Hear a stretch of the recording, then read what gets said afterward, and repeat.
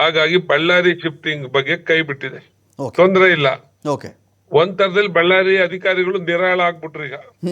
ಈಗ ಅವರು ಅವ್ರಿಗೆ ಸಮಸ್ಯೆ ಕಡಿಮೆ ಆಯ್ತು. ಈಗ ಪರಪ್ ನಗರದ ಅಧಿಕಾರಿಗಳಿಗೆ ಸಮಸ್ಯೆ ಹಂಗೆ ಕಂಟಿನ್ಯೂ ಆಯ್ತು ಒಂದ್ ಕಡೆ. ಮತ್ತೆ ಇನ್ನ ಮಿನಿಮಮ್ ಫೆಸಿಲಿಟಿ ಅದನ್ನ ಹೇಳಿದೆ ಕೋರ್ಟ್. ಏನೋ ಒಂದ್ ಎಕ್ಸ್ಟ್ರಾ ಬೆಡ್ ಒಂದು ತಲೆ ತಿಂಬ ಕೇಳಿದ್ರೆ ಅಂತದ್ದು ಕೊಡಿ ಅಂತ. ಮತ್ತೆ ಅವ್ರ ದುಡ್ಡಲ್ಲಿ ಯಾವ್ದೇ ಫೆಸಿಲಿಟಿ ತಗೊಳಕ್ ಅವಕಾಶ ಇಲ್ಲ ಅಂತಾನು ಹೇಳಿದೆ.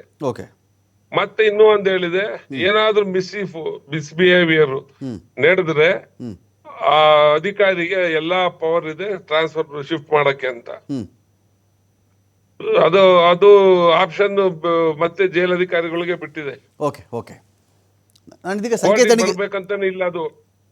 ನನಗೆ ಸಂಕೇತನಿಗೆ ಸರ್ನ ಮಾತಾಡ್ತೀನಿ ಸರ್. ಸಂಕೇತನಿಗೆ ಸರ್ನ ಮಾತಾಡ್ತೀನಿ. ಸಂಕೇತ್ ಸರ್, ಈಗ ಇಲ್ಲಿ ಪ್ರಶ್ನೆ ಏನು ಅಂತ ಹೇಳಿದ್ರೆ, ದರ್ಶನ್ ಪವರ್ಫುಲ್ ಮನುಷ್ಯ, ಒಳ್ಳೊಳ್ಳೆ ವಕೀಲರು ಇಟ್ಕೊಳ್ಳಬಹುದು, ಮನವಿ ಮಾಡಿಸಬಹುದು. ಜೊತೆಗೆ ಇಂಥ ಸಂದರ್ಭದಲ್ಲಿ ದರ್ಶನ್ ಕಡೆಯಿಂದ ಏನೇ ಅರ್ಜಿ ಬಂದರೂ ಕೂಡ ಇದು ದೇಶ ರಾಜ್ಯದ ಆಚೆಗೂ ಕೂಡ ಸುದ್ದಿ ಹೋಗುವಂಥ ವಿಚಾರ, ಎಲ್ರಿಗೂ ಗೊತ್ತಿರುವಂಥ ವಿಚಾರನೇ.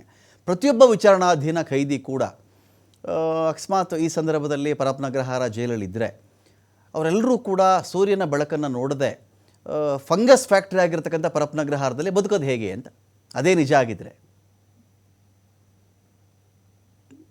ಮೊದಲನೇದ್ದು, ಎಲ್ಲರಿಗೂ ಮಾನವ ಹಕ್ಕು ಅನ್ನೋದೊಂದು ಇರ್ತದೆ. ಆ ಪ್ರಕಾರ ಎಲ್ಲರಿಗೂ ಕೈದಿ ಆದ್ರೂ ಕೂಡ ಅವರು ಮನುಷ್ಯರ ತರಾನೇ ಅವ್ರನ್ನ ಟ್ರೀಟ್ಮೆಂಟ್ ಮಾಡ್ಬೇಕು. ಅವ್ರು ತಪ್ಪು ಏನೇ ಮಾಡಿದ್ರು ಕೂಡ ತಪ್ಪಿಗೆ ಅವ್ರಿಗೆ ಶಿಕ್ಷೆ ಆಗಿರ್ತದೆ, ಅಥವಾ ಶಿಕ್ಷೆ ಆಗೋಕ್ಕಿಂತ ಪೂರ್ವದಲ್ಲಿ ತನಿಖೆ ಆಗ್ತಾ ಇರ್ತದೆ, ಅಥವಾ ವಿಚಾರಣಾಧೀನ ಕೈದಿಗಳು ಇರ್ತಾರೆ. ಅವ್ರು ಅಪರಾಧ ಮಾಡಿದ್ದಾರೆ ಅಂತ ಹೇಳಿ ಅವ್ರನ್ನ ತೀರ್ಪು ಆಗುವವರೆಗೆ ಅವ್ರ ವಿಚಾರಣಾಧೀನ ಕೈದಿಗಳೇ. ಅವ್ರನ್ನ ತಪ್ಪಿತಸ್ಥರು ಅಂತ ಹೇಳೋದಕ್ ಆಗೋದಿಲ್ಲ. ಅವರಿಗೆ ಮನುಷ್ಯರ ತರಾನೇ ನೋಡ್ಬೇಕಾಗ್ತದೆ. ಎಲ್ಲಾ ಮಾನವ ಹಕ್ಕುಗಳನ್ನ ಉಲ್ಲಂಘನೆ ಆಗದಂಗೆ ಅವ್ರ ಜೊತೆಗೆ ಟ್ರೀಟ್ಮೆಂಟ್ ಕೊಡ್ಬೇಕಾಗ್ತದೆ.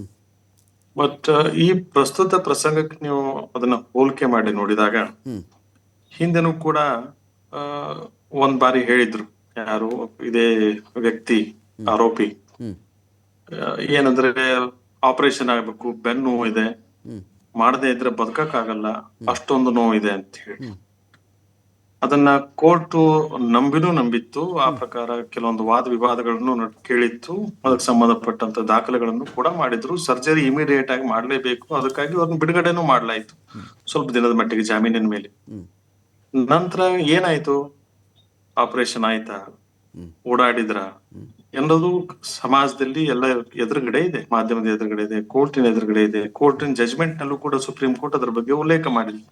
ಹಾಗಾಗಿ ಈ ಹೇಳಿಕೆಯನ್ನ ಏನ್ ಹೇಳ್ತಾ ಇದಾರಲ್ಲ, ನನಗೆ ಫಂಗಸ್ ಆಗಿದೆ ಅಥವಾ ಫಂಗಸ್ ತುಂಬಾ ತುಂಬಿಕೊಂಡಿದೆ ಅನ್ನೋದಾಗ್ಲಿ, ಅಥವಾ ಬಿಸಿಲು ಕಂಡಿಲ್ಲ ಅನ್ನೋದಾಗ್ಲಿ, ನೇರವಾಗಿ ಇದನ್ನ ನಂಬುವಂತ ವಿಚಾರ ಅಲ್ಲ. ಅದನ್ನ ಸ್ವಲ್ಪ ಪರಿಶೀಲಿಸಿ ನೋಡ್ಬೇಕಾಗಿರುವಂತ ವಿಚಾರ.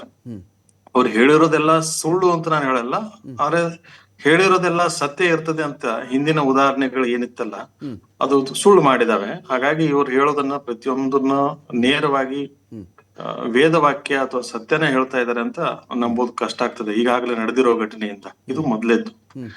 ಎರಡನೇದ್ದು, ಇವ್ರು ಹೇಳೋ ಪ್ರಕಾರ ಅಷ್ಟೊಂದು ದುಸ್ಥಿತಿಯ ಅದರಲ್ಲಿ ಆವರಿಸಿದೆ, ಅಥವಾ ಅಷ್ಟೊಂದು ಅನಾಚಾರ ಆವರಿಸಿದೆ ಅದರಲ್ಲಿ ಅಂತ ಅನ್ನೋದಾದ್ರೆ, ಅಥವಾ ಅನಾಚಾರದ ಅನಾವರಣ ಇವ್ರು ಮಾಡ್ತಾ ಇದಾರೆ ಅನ್ನೋದಾಗಿತ್ತು ಅಂತಂದ್ರೆ, ಅದಕ್ಕೊಂದು ಎನ್ಕ್ವೈರಿ ಮಾಡ್ಬೇಕು. ಈಗಾಗಲೇ ಕಂಪ್ಲೇಂಟ್ ಕೊಡ್ಬೇಕಾಗ್ತದೆ ಮೇಲಿನ ಅಧಿಕಾರಿಗಳಿಗೆ.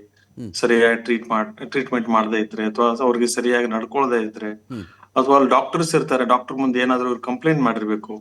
ಇವ್ ಯಾವ್ದು ಇಲ್ದೇನೆ ನೇರವಾಗಿ ಜಡ್ಜ್ ಎದುರುಗಡೆನೆ ಇವ್ರು ಬಂದು ಕಂಪ್ಲೇಂಟ್ ಮಾಡ್ತಾರೆ ಅಂದ್ರೆ, ಇದು ನನಗನ್ಸಿದ ಮಟ್ಟಿಗೆ ಅಪಾರ್ಚುನಿಸ್ಟಿಕ್ ಮೆಥಡಾಲಜಿ ಅಂತ ನಾವ್ ಹೇಳ್ತೇವೆ. ಅಂದ್ರೆ ಹೆಂಗೂ ಜಡ್ಜ್ ಬಂದಿದ್ದಾರೆ, ಅವ್ರ ಮುಂದೆ ಏನೋ ಒಂದು ಸಿಂಪತಿ ಗಿಟ್ಟಿಸ್ಕೊಳ್ಳೋದಕ್ಕಾಗ್ಲಿ, ಅಥವಾ ಏನೋ ಒಂದು ಮಾಹಿತಿ ಕೊಡೋದಕ್ಕಾಗ್ಲಿ, ಏನೋ ಪ್ರಸಂಗವನ್ನ ಅದನ್ನ ತಿರ್ಚೋದಕ್ಕಾಗ್ಲಿ, ಅಥವಾ ಪರಿಸ್ಥಿತಿಯನ್ನ ತಿರ್ಚೋದಕ್ಕಾಗ್ಲಿ ಏನೋ ಪ್ರಯತ್ನ ನಡೀತಾ ಇದೆ ಅನ್ನೋ ತರ ಅನ್ಸುತ್ತೆ ಮೇಲ್ನೋಟಕ್ಕೆ. ಬಟ್ ಇದ್ರಲ್ಲಿ ಪರಿಸ್ಥಿತಿ ಏನಂದ್ರೆ, ಇಷ್ಟೊಂದು ದುಸ್ಥಿತಿ ಈ ಇದರಲ್ಲಿ ಜೈಲಿನ ಆವರಣದಲ್ಲಿ ಅಥವಾ ಜೈಲಿನಲ್ಲಿ ಇದೆ ಅನ್ನೋದಾಗಿದ್ರೆ, ಇಲ್ಲಿವರೆಗೆ ಯಾರಾದ್ರೂ ಇದ್ರ ಬಗ್ಗೆ ಕಂಪ್ಲೇಂಟ್ ಮಾಡಿದ್ದಿದ್ರೆ ಇವ್ರು ಹೇಳಿರೋದನ್ನ ಸತ್ಯಾಸತ್ಯತೆಯನ್ನ ಪರಿಶೀಲಿಸಬಹುದು, ಅಥವಾ ಅದನ್ನ ವಿಮರ್ಶಿಸಬಹುದು.